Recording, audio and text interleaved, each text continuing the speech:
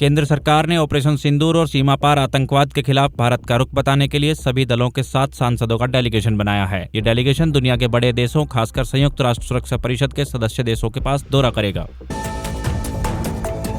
Jammu Kashmir police की state investigation agency central और north commissioner के सोपोर, बारामूला, हंदवाड़ा, गांदरबल और श्रीनगर समेत कई इलाकों में छापेमारी जारी है। मौसम विभाग के मुताबिक शनिवार को देश के 24 राज्यों में आंधी, बारिश और तूफान का अलर्ट जारी है। जम्मू कश्मीर, राजस्थान और उत्तर प्रदेश के कुछ इलाकों में हीट वेव का अलर्ट भी जारी किया गया है। बिहार, ओडिशा में उमस की स्थिति बनी रह सकती है।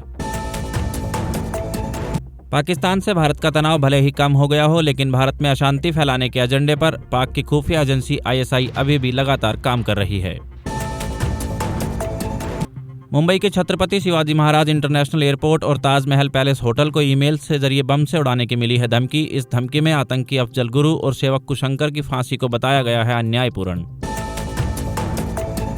चीन ने 14 मई को अपनी सरकारी वेबसाइट ग्लोबल टाइम पर एक लिस्ट जारी की है। इसमें भारत के उत्तर पूर्वी राज्य अरुणाचल प्रदेश की 27 जगहों के नाम बदलने की बात कही गई है। नीट यूजी इस साल फिर रहा विवादों में। गुरुवार को MP हाईकोर्ट की इंदौर बेंच ने नीट यूजी 2025 के रिजल्ट पर रोक लगा दी है। इस फैसले से परीक्षा में शामिल हुए सभी 21 लाख बच्चों के रिजल्ट पर पड़ेगा असर। पाकिस्तान को सपोर्ट करने के कारण तुर्की का भारत में बायकॉट हो रहा है। न केवल ट्रैवल कैंसिलेशन बढ़ रहे हैं, बल्कि सेब और मार्बल सहित तुर्की से इंपोर्ट किए जाने वाले हर सामान का बायकॉट किया जा रहा है। रक्षा मंत्री राजनाथ सिंह ने कहा कि ऑपरेशन सिंदूर अभी खत्म नहीं हुआ है, ये तो बस ट्रेलर है, समय आएगा तो दिखाएंगे पूरी पिक्चर। ऑपरेशन सिंदूर की सफलता के बाद रक्षा मंत्री राजनाथ सिंह पहली बार गुजरात के भुज एयरफोर्स स्टेशन पहुंचे थे। मध्य प्रदेश के मंत्री विजय शाह के कर्नल सोफिया कुरैशी पर दिए गए आपत्तिजनक बयान के बाद डिप्टी CM जगदीश देवड़ा और मंडला सांसद फगन सिंह कुलस्ते भी अपने बयानों के कारण विवादों में घिर गए हैं। इसको लेकर कांग्रेस ने तीनों नेताओं और बीजेपी के खिलाफ मोर्चा खोल दिया है। केंद्रीय गृह मंत्री एवं सहकारिता मंत्री अमित शाह शनिवार से 2 दिन के गुजरात दौरे पर हैं। इस दौरान वे अहमदाबाद और गांधीनगर संसदीय क्षेत्रों में कई विकास कार्यों का लोकार्पण और आधारशिला रखेंगे। शनिवार को वे गांधीनगर जाएंगे, जहां विभिन्न कार्यक्रमों में हिस्सा लेंगे। सुप्रीम कोर्ट में एक याचिका दायर की गई है, जिसमें आरोप था कि भारत सरकार ने 43 रोहिंग्या शरणार्थियों को जबरन समुद्र में फेंककर म्यांमार भेज दिया है। यह भी कहा गया कि इन शरणार्थियों में महिलाएं, बच्चे, बुजुर्ग और कैंसर जैसे गंभीर पीड़ित रोगी भी शामिल थे।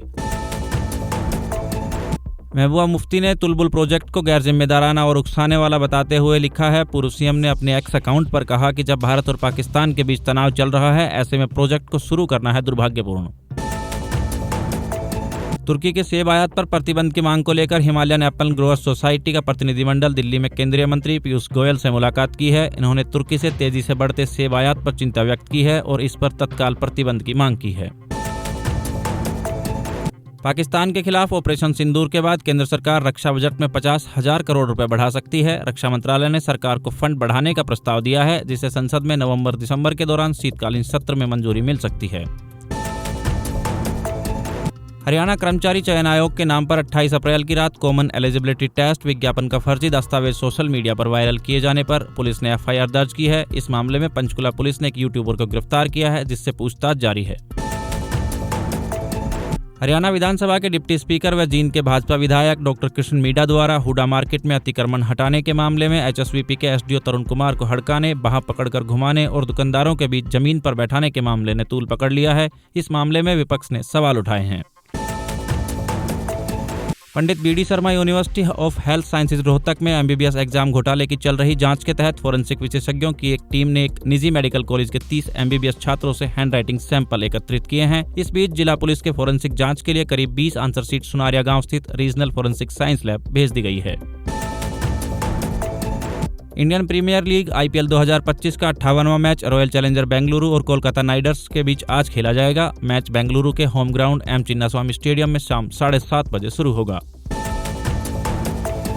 अहमदाबाद की नेशनल कंपनी लॉ ट्रिब्यूनल ने शुक्रवार को जेंसोल इंजीनियरिंग के खिलाफ दिवालिया कार्यवाही की याचिका पर सुनवाई का आदेश दे दिया है। इरेडा ने 14 मई को जेंसोल के खिलाफ 510 करोड़ रुपए के डिफॉल्ट के लिए दिवालिया कार्यवाही की याचिका दायर की थी।